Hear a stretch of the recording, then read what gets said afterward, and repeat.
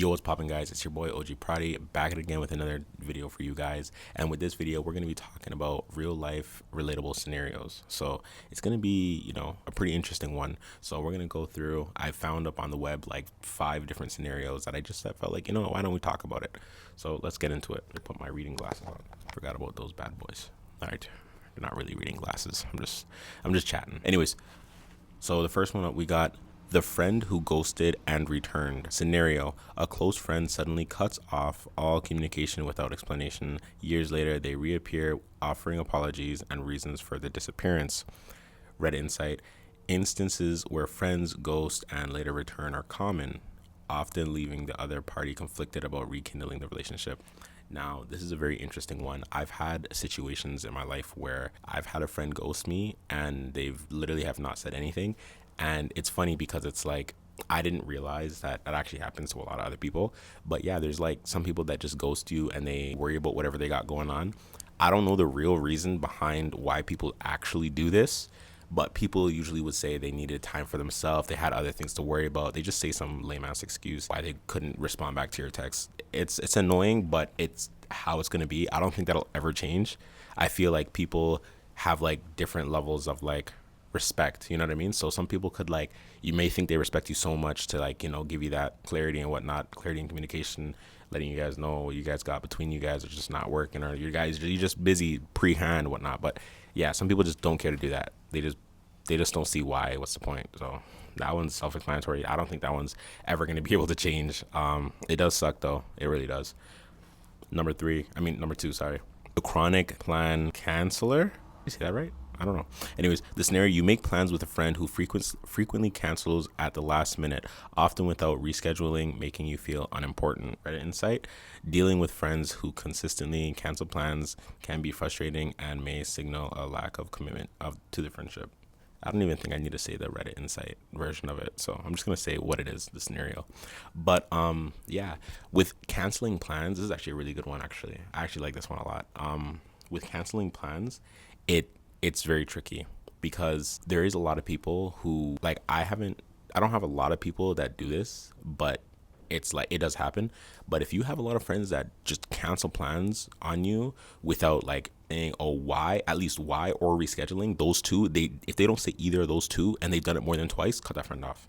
Stay away from that friend. That friend does not care about you. I'm telling you right now, anybody with the brain on top of their head will 100% tell you either reschedule, and they'll try to work with you, or at least say reschedule. At least say they do want to hang out or some type of thing to give you some type of clarity. But if you ever, before you do that, before you like stay away from that person, be sure to just ask them for clarity. Like, yo, am I even important? Like, do you even care? Like, just ask them something that you feel like, just to say, to kind of give you more of a reason to be like, okay, you know what? Clearly this person doesn't care. You know what I mean? You can't just go based off of like them canceling. Personally, me, I definitely feel like everybody in this economy like has a phone, they have time, people do things what they have to do with their life, but it's not that hard to just say, yo, I won't be able to make it, but here's a reason why. Or I won't be able to make it. They don't give a reason why, but yo, can we do it on this day? It's not that hard. Genuinely, people don't do that. They just don't want to hang out with you. Do not take it any other way. I'm sorry if it hurts, but straight up, they don't want to hang out with you at all by any means. They do not want to hang out with you at all. Okay? I'm telling you straight up, a lot of people are very delusional when it comes to this. They think, oh, maybe they'll hang out. No. If it happens more than twice, no. Anyways, on to the next one. Third, the one-sided friendship. A scenario: a friend only reaches out when they need something, rarely initiating contact, otherwise leading to a feeling of being used. Wow. This one is also common, as expected. This one's a little bit funny. Personally, I'm not gonna lie, with this issue, I've actually seen myself be like this a little bit, and I'm very honest with myself. I'm very self-aware, and I'm not even trying to be cocky. I'm just being honest. Anyways, yeah, like with people like, basically using other friends, I feel like that one is probably the worst out of all the ones that I've already said. You know what I mean? When you're being used, sometimes you don't even notice it, but when you do notice it, it will break you apart, because it's like, if you really do like this person, like you're really like cool friends with them and whatnot, it sucks because it's like you don't really want to break that friendship of not being used, but if you don't let them use you, they're gonna vanish. You know what I mean? They're not really a real friend, they're just a user. You know what I'm saying? So that one is really tricky. I don't really know much to say about that issue, but there's nothing to do to resolve that one still. Even if you talk about it, doesn't matter. That friend was never really your friend in the first place. If they were purely just using you, yeah, you could talk about it, but the answer might not make you feel better. The answer might not make you feel. They might not even care to answer. That's when they combo you with the ghosting you, and abruptly, like as soon as you stop doing a favor, that's when they combo you with the, okay, you know what, you're not doing favors, I'm gone, I'm out of here. So yeah, those ones go hand in hand, definitely. Fourth, the unpaid loan. You lend money to a friend in need, but they fail to repay you, straining the relationship and causing financial stress. I kid you not. This right here is 100% one of the worst. One of the worst. I swear to you, one of the worst. One of the worst issues. I promise you, because not only do you take this in, you bless somebody like $5, and they like first off, I don't even know why anybody's blessing anybody $5, $10, $15. If you're gonna need some change, you're gonna need some good change. At least ask for like $50 and know you're gonna pay them your next payday. I don't even that makes more sense. Like how do you not have $5? How do you not have $10? How do you anything below $15 is insane. How do you not have $15 in your account? I do not care what you're going through. I do not care. If you do not have $15 somewhere in your account, or just a total of $15, how do you live? What are you doing? You are the final boss of money. No, that doesn't make any sense. You're not the final boss of money. You're the final boss of broke. Now, hear me out. Let me pause on that note. If you do not, I repeat, if you do not have money, doesn't it feel horrible to go and ask somebody like, "Oh, you think you can lend me $5?" Let me tell you a little story. And mind you, I don't want to be an asshole. I don't want to be an asshole at all. So, for people with financial stress and doing all that stuff that they do have behind the scenes, I 100% get it.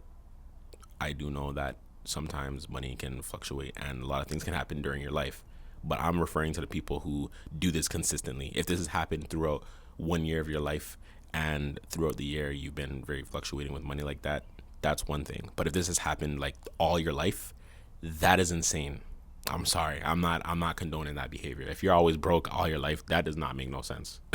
That does not make no sense. Anyways, what I wanted to mention was that if you I don't even know. I don't remember. That topic was wicked. Anyways, last one. The social media supporter who isn't. You have a friend who praises your work in person but never engages with your content online. They view your stories but don't like or comment on your post.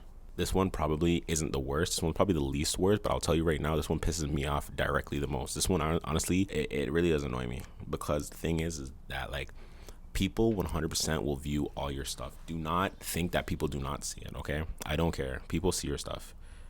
People 100% see your stuff, and there's many things that people do. People will try to see your stuff and not let you know somehow that they've seen it.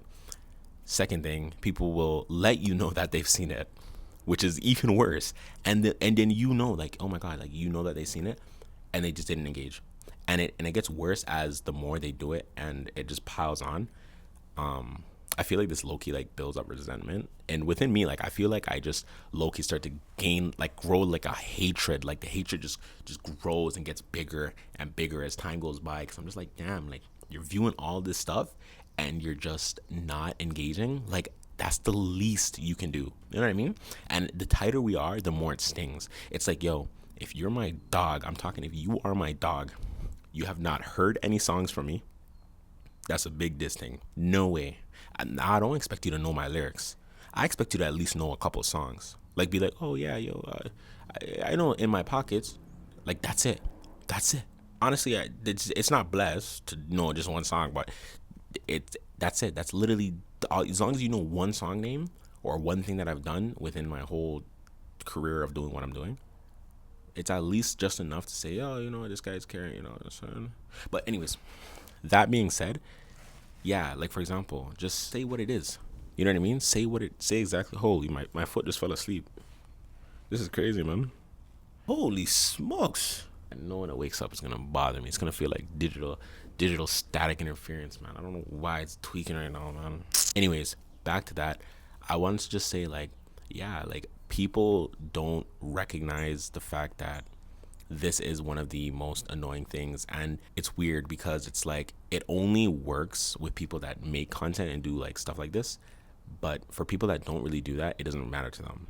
I assume it doesn't matter to them.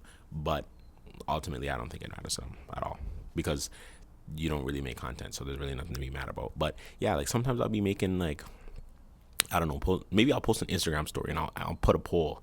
The least you could do is vote on the poll. If you're gonna watch a story, the least you could do is vote on, like, what are you doing? Just swiping through my story? Like, okay, that's cool if you're doing that for everybody's story. But if you just see my story, like, swipe out of here. What are we friends for? I'd be like, yo, you think you can repost my track? You can't repost it because of all these reasons that make no sense. You know what I mean? Like, for me personally, I will never give anybody the leeway of like, okay, yeah, you know what, that makes sense. If I ever tell you that, I'm lying. 100% lying. If you have not commented on anything I posted, that's a diss. If you have not, I guess listening to my music isn't really like a diss or not, but if you don't know anything about my music, that's pretty much a diss, especially if we're tight. If you look at my stories and you watch them very fast, and I know you're watching the stories, and you don't check out whatever I was posting, ever, disrespect.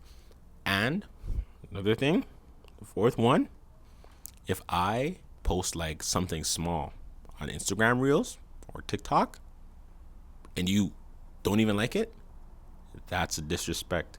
And let me tell you, I have a fair share of people that do that to me, and it's like sometimes it bothers me and sometimes I don't care, because I remember like, yo, honestly, everybody has their own way of doing things and maybe they have a reason.